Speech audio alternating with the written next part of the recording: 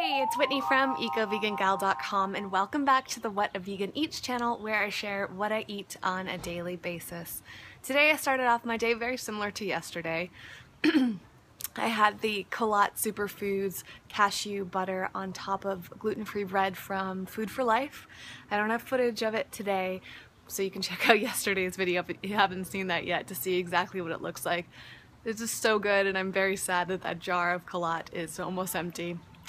I've been eating light ever since. I had some applesauce with some frozen blueberries in it, and that was really satisfying.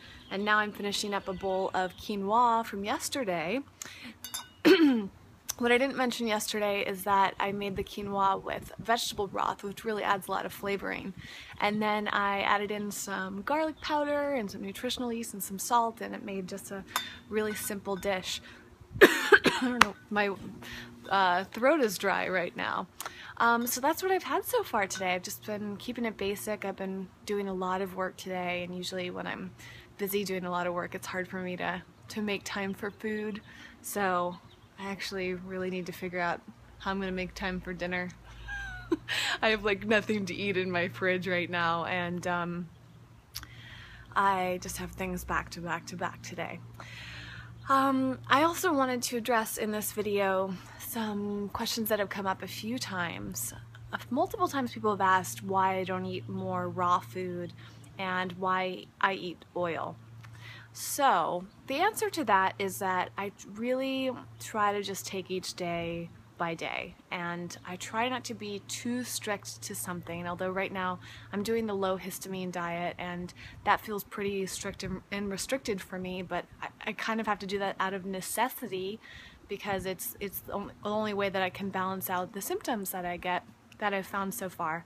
Actually, since I recorded that big video about my histamine reactions and my food sensitivities, I started doing some more research on Dr. Suzanne Bennett and found out that she's a lot closer. She has a practice in Santa Monica, so she's a lot closer to me than I thought, and a lot more accessible, I suppose. I've emailed with her in the past, but now I really feel motivated to get an appointment with her. She's just so knowledgeable and passionate, and I just love her philosophy on things. So what I'm thinking now is to get an appointment for her sometime soon. I don't even know how much she charges, but I'm going to figure that out, get the money aside, and then set up an appointment, and I would love to bring you along. So I would actually love to have somebody film me, and I have someone in mind for that. So I might turn it into like a big project so you can see my experience with her, because she's just she's amazing on camera and great speaker and just super knowledgeable, and I think it would be so amazing. But that's kind of like I just took a whole detour from the question I was about to answer about raw foods and oils and all of that.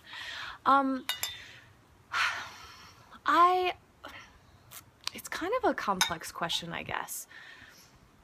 I've dabbled in eating raw foods, like exclusively raw foods, a number of times. Back when I first started this channel, I had footage of me when I first started trying the 80-10-10 diet, and I did that for I think like a month and a half or 2 months. And then kind of got off track with that when I moved back to Massachusetts for a few months, and it was so much harder to eat 80-10-10 while I was outside of California. In California, it's so different. And I remember thinking that when I came back to California that it would be much easier for me to eat 80-10-10 again, but I just didn't want to. And I've like keep feeling this motivation, and I know a lot of people. I've become really close with Christina, who runs the Fully Raw platform and all of that, and every time I'm around her I feel so motivated, but yet not that interested in it. Like, she shows how easy it is and all these options, but like I just don't feel drawn to eating 80-10-10. I've experimented a lot with the raw foods diet in the past, but I'm just not called to that, I guess. I like incorporating raw foods into my diet a lot, but I also really loved cooked foods. And right now, I really love grains. I really love brown rice, or just rice in general, any form of rice, and quinoa.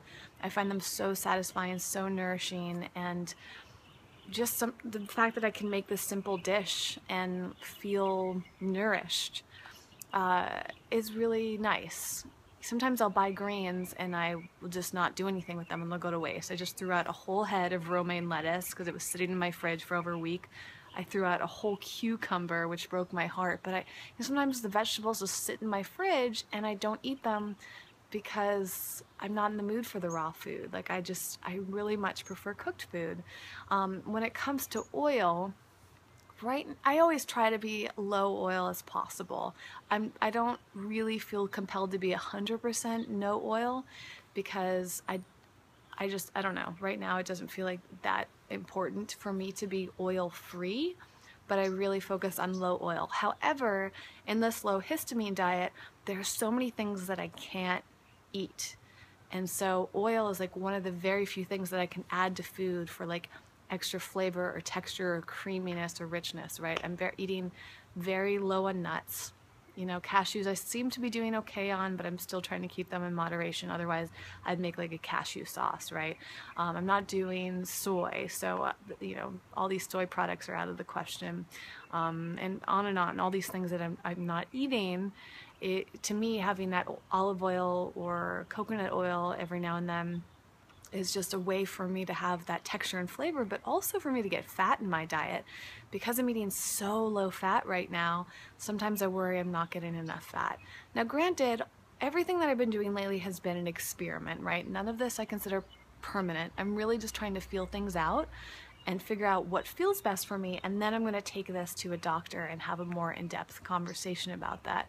And you know, I get a lot of suggestions from people in the comments, and I appreciate that, but I think it's really important for those to be, to everything be taken with a grain of salt, I suppose, because people out there don't know what I'm going through or exactly what's happening with me, and vice versa. So I don't think that there are many philosophies when it comes to food that are like 100% right for this person as they are for the next person. And it's so challenging when you share what you eat on YouTube. People always have these different opinions on it, right? So for me, I'm just trying to take all of that as a grain of salt, and really do what feels best for me. So right now, eating mostly raw does not feel the best for me. Would I like to do raw till 4? Yeah, I think a lot about that, but I also just don't feel called to it.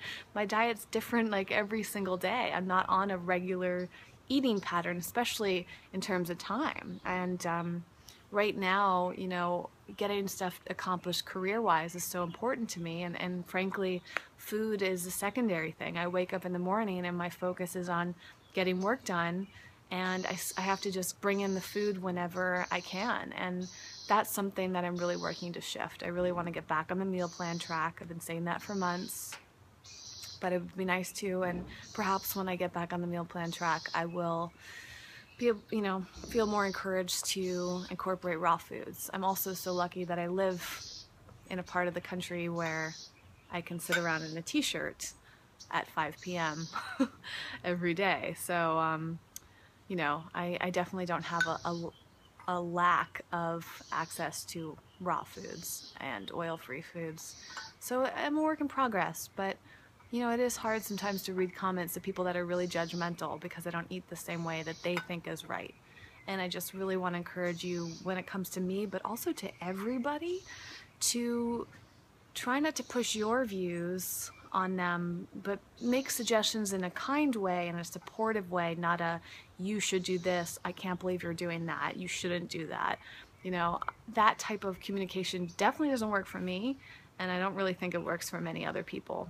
So I want to make sure that I address that, and also encourage you to be as supportive and open-minded and not judgmental of other people. You know, as vegans, it can be incredibly tempting to judge people, but even vegans judging other vegans about their diet, that to me is where I think it's starting to get a little severe, right? There's so many different trains of thought about what we eat and what we shouldn't eat and all of that, and I just think it's so important to be as accepting of other people as possible, and to find ways to make suggestions kindly, I suppose. All right, well, I'm gonna go finish my quinoa and then figure out what I'm gonna have for dinner the rest of the day. I'll see you later.